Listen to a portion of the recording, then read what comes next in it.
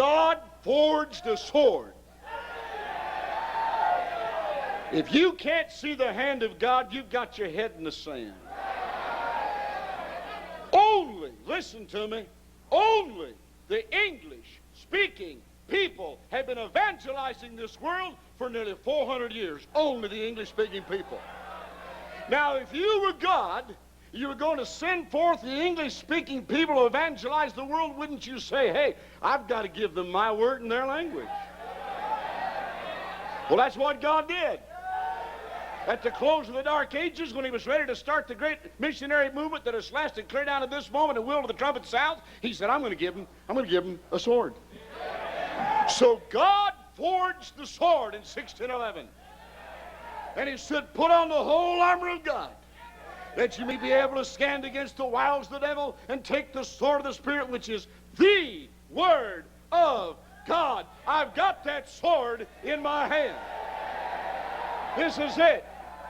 This is it. There is no other. This is it. Now the spoilers have come along, and they're out to replace it with their garden tools. Because the devil doesn't fear garden tools, especially when he made them in the first place.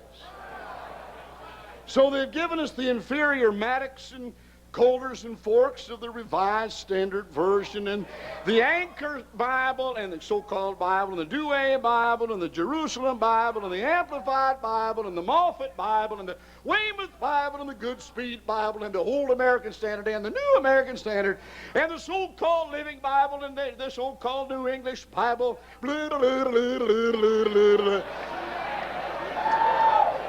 And the New King James Version. And the New International Version. Anymore, when I hear the word new, unless it's New Testament, I get sick to my stomach.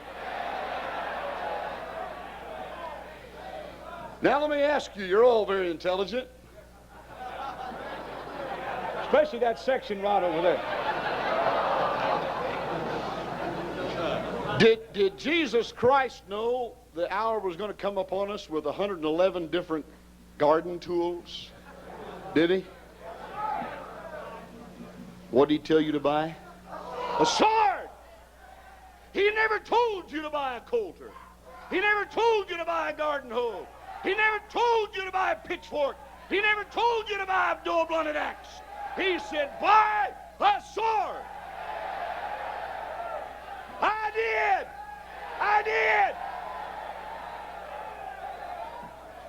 You can't fight with a garden tool. There's a war on. I bought a sword. I've been in the fight. I'm still in the fight. I'm going to stay in the fight. I'm going to tell you something. I will fight over the King James Bible. I will fight for the King James Bible. And I will fight with the King James Bible. I will fight over my sword. I will fight for my sword. And I'll fight with my sword. And that's a good three-point outline, Brother House, so I'm just going to preach. Get that down.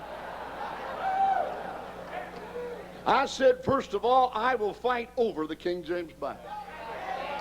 Now, Saul was naive. I'm not.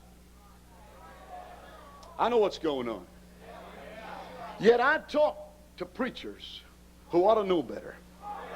I'm tired of my independent Baptist preachers who say to me, oh, this controversy over the King James and the other versions, it's a non-issue with me.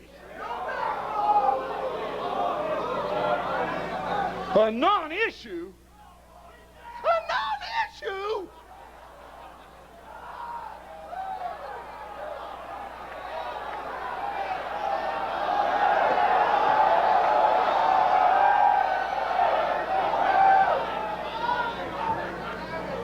That's the sissy britches way of saying I don't want to fight.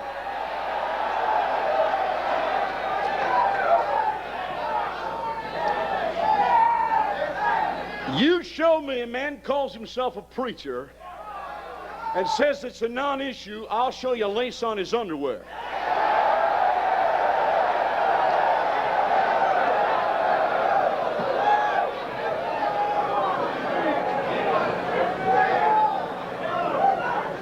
Now, Brother Lacy, let's not stir the waters here. Let's not upset someone. Hey, pal, when you go forth to fight, you do stir the waters, don't you? You do upset the crowd, don't you? Jesus said, buy a sword. Go to war. There's a battle on. It is an issue with me whether I have a sword or not. It's an issue with me whether this King James Bible is the inerrant, inspired, infallible Word of God or not. It's an issue, and I'll fight over it. If it's not the perfect, inspired, inerrant Word of God, then it's just another Coulter, just another mattock, just another garden tool. When I read in here in 2 Timothy 4:2 to preach the Word, it is an issue with me whether I have the Word to preach or not. When I'm told to go out there and get people saved, I'm told that people are born again by the incorruptible seed. Then, friend of mine, it makes a difference with me. It's an issue with me whether I've got a corruptible seed or an incorruptible seed. When I'm told to go forth and fight the powers of darkness and wickedness in high places, it is an issue with me whether I've got a sword or a garden tool. I will fight over the King James Bible. Secondly, I will fight for the King James Bible. Jesus told me to buy a sword. I did. You try to take my sword from me, you're going to have a knockdown, drag-out, bloody-nosed, skull-cracking, knuckle-busting fight on your hands. You remember about 30, 35 years ago when the liberal politicians started getting a hold of this country like they got it? Gun control, they said, gun control. I love what the National Rifle Association came out, that big bumper sticker that said, you'll take my gun from me when you pry it from my cold, dead fingers. I feel that way too. Well, let me tell you something.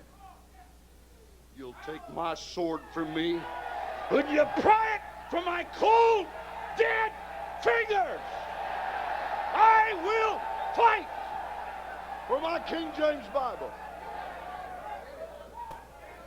Let the Alexandrian Philistines try to pawn off their garden tools. They'll never do it with me.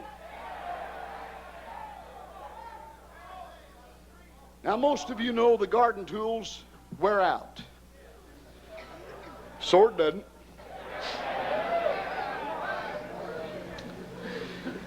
Today, in the average Christian bookstore,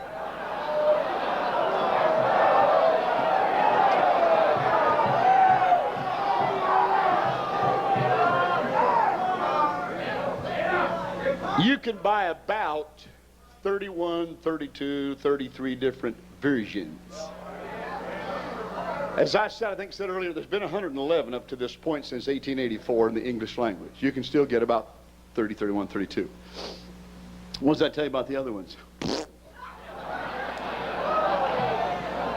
This one's almost 400 years old. But see, this is the sword of the Spirit. And the Spirit keeps breathing on it. He keeps it alive, you see. The others are just garden tools. So they're not even printing the Revised Thinking Version anymore. The New American Satanic Version, they're not printing that anymore. It's fizzling out. No, the long list of those others that I just ran through, either you can't get them anymore or you just got a few of them that are left over from what was printed 15 years ago. We're down today to basically 2 garden tools that are really being pawned off to people that ought to know better. The New King James and the New International. I want to demonstrate for the next few minutes. Brother, how's all this shouting? Is that going on my time?